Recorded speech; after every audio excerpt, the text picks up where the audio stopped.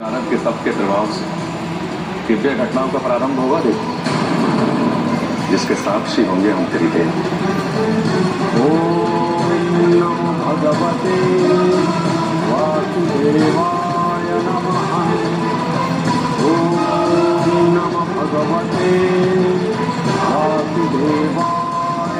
परंतु स्वर्ग लोक आपके उस दिव्य जागृत विष्णु मंत्र के तरंग को सहन कर पाने में असमर्थ था।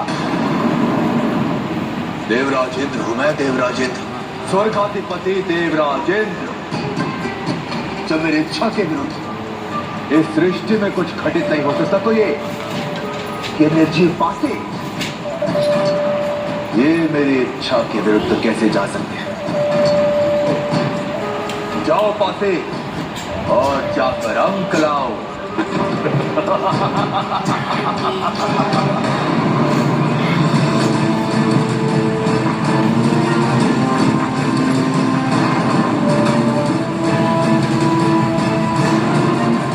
कैसा कंपन है? कहीं किसी अनिष्ट का संकेत तो नहीं? सावधान देवो, मुझे ये कोई असुरों की मायावी चाल प्रतीत होती है। नहीं देवराज, ये देवर्षि नारद के तप का प्रभाव है। देवराज, ये कोई मायावी छल नहीं। देव ऋषि के तप का प्रभाव। हम तो व्यर्थ में चिंता कर रहे थे। आओ देवो, पुनः क्रीड़ा आरंभ करें। चिंता की बात तो है देवराज।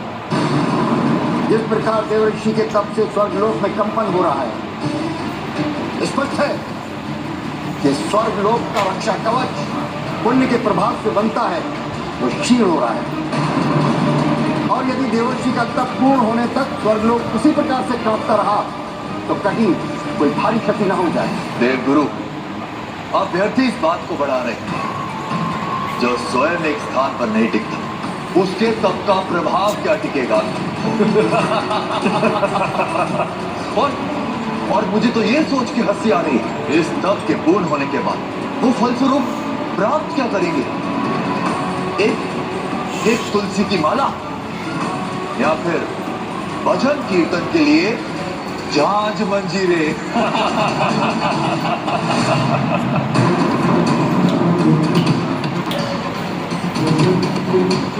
स्वर्गलोक में यह समय अंधकार कैसा? इन असुरों की सेना हमारे स्वर्गलोक के निकट तो नहीं आ गई?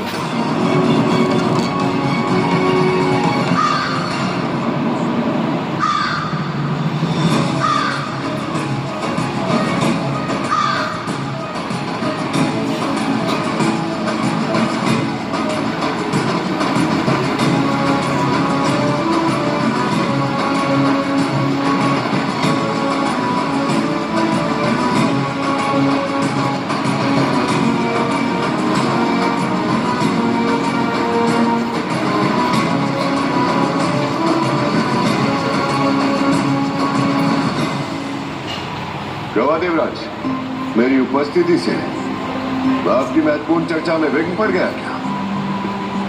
नहीं शनिदेव, हम तो यूं ही नारद जी के विषय पे चर्चा कर रहे थे। चर्चा कर रहे थे या उनका उपहास उड़ा रहे थे? सर, चर्चा से सार्थक परिणाम सामने आता है, लेकिन किसी का उपहास उड़ाना, उपहास उड़ाने वाले की हीनता और उसकी निम्नता का प्रदर्शन होता है।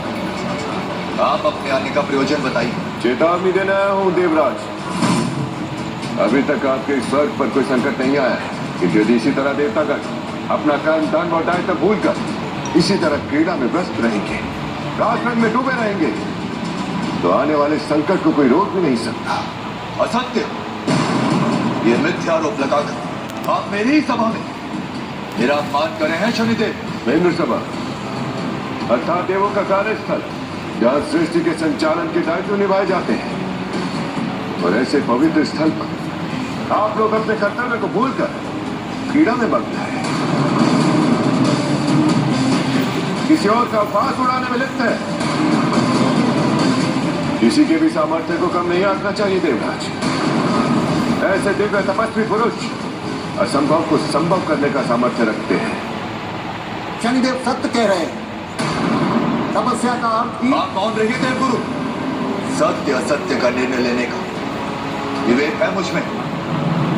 यदि इतना ही विवेक होता आपके भीतर तो इस प्रकार देवगुरु का अनादर नहीं करते देवराज। भगवते वासुदेवाय नमः। संभलिए देवराज, आपका सिंहासन हिल रहा है। केवल सिंहासन हिला है शनिदेव, अपनी पदवी से मैं नहीं हिला और ना ही कभी हिलूंगा। यह कुछ भी स्थायी नहीं है देवराज। निरंतर परिवर्तन इस सृष्टि का शाश्वत नियम है। जो आज आपका है वो कल किसी और का होगा। यहां तक कि आपका सिंहासन भी। ऐसा कभी नहीं होगा शनिदेव। मेरे पद को प्राप्त करने के लिए सामर्थ्य चाहिए, शक्ति चाहिए, और आप ये भली भांति जानते हैं कि मेरे पद को प्राप्त करने के लिए जो योग्यता चाहिए वो केवल और केवल मुझ में है, देवराज इंद्र में। यह आपका भ्रम है देवराज। आज तक कोई आपका पद नहीं ले पाया। यह आपका भाग्य है। और स्मरण रहे, भाग्य सदैव साथ नहीं देता, परंतु योग्यता कोई भी अपने कर्मों के द्वारा कभी भी प्राप्त कर सकता है देवराज। अब देवर्षि को ही देख लीजिए। क्या उनका यह तप उनकी योग्यता का प्रमाण नहीं है? तो आपके अनुसार देव ऋषि में वो सामर्थ्य मेरे पद को प्राप्त करने का? ये तो समय ही बताएगा देवराज। मुझे नहीं लगता शनिदेव कि वो समय कभी आएगा। अहंकार सर्वनाश का संकेत होता है देवराज। शनिदेव, ये मेरा अहंकार नहीं, ये मेरा आत्मबल, और मेरे आत्मबल के समक्ष देव ऋषि का तप एक समुद्र की बूंद के समान है। सामर्थ्य कहने से सिद्ध नहीं होता है देवराज। उसे व्यवहार की कसौटी पर कस सिद्ध करना होता है, स्थापित करना होता है। सुनिए देवराज। शनिदेव, अब हम आपको दिखाएंगे कि सामर्थ्य किसमें, हम देवों में या देव ऋषि के तप में है।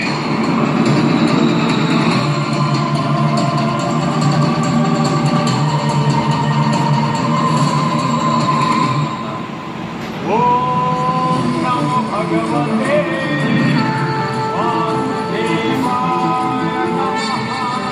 ओम नमो भगवते वासुदेवाय नमः। ओम नमो भगवते वासुदेवाय नमः। ओम नमो भगवते वासुदेवाय नमः। ओम नमो भगवते। आपको और आपके तपोबल को शनिदेव का प्रणाम देवर्षि। नमो भगवते वासुदेवाय नमः। आप यहाँ? मुझे आशंका हो रही है शनिदेव। कैसी आशंका देवगुरु? यही कि कर्म फलदाता शनिदेव का स्वर्ग आगमन निष्प्रयोजन नहीं हो सकता। सत्य का मैं यहाँ इन देवताओं के कर्म की परीक्षा लेने आया हूँ। देवताओं के कर्म की परीक्षा? हाँ देवगुरु, वास्तव में देवराज इंद्र पर मेरी दशा आने का योग बना हुआ है, पर मेरी दशा में कर्म की परीक्षा होती है, और राजा के साथ साथ उसके मंत्री और उसके सेनापतियों को भी उस परीक्षा को पार करना होता है। इसलिए अब इन सब के कर्मों की शुद्धि होगी। जो अहंकार में आकर यह देवर्षि का तप भंग करने पहुंच गए। देवराज इंद्र शनि दशा में? परंतु क्यों? क्योंकि रास, रंग और अहंकार ये देवताओं के गुण नहीं होते हैं। यथा राजा तथा प्रजा की कहावत को चरितार्थ करते हुए सभी देवता विकार युक्त हो गए हैं। देवगुरु, मैं इन्हें विकारों से मुक्त करने आया हूँ, देवताओं की गरिमा को बचाने आया हूँ, और सृष्टि संचालन का दायित्व बोध कराने आया हूँ। इसीलिए इनके कर्म की परीक्षा अनिवार्य है।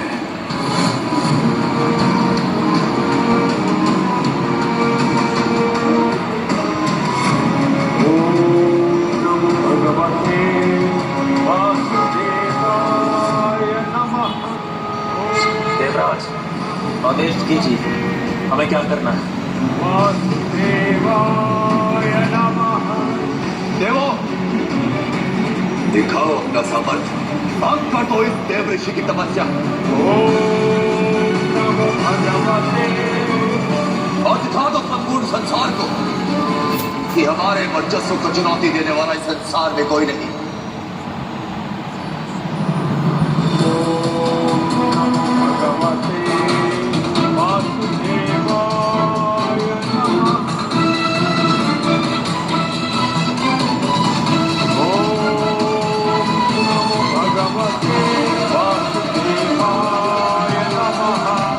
जल के वेग के सामने तो बड़े बड़े पर्वत भी नहीं टिक पाते देव ऋषि, आप भी नहीं टिक पाएंगे।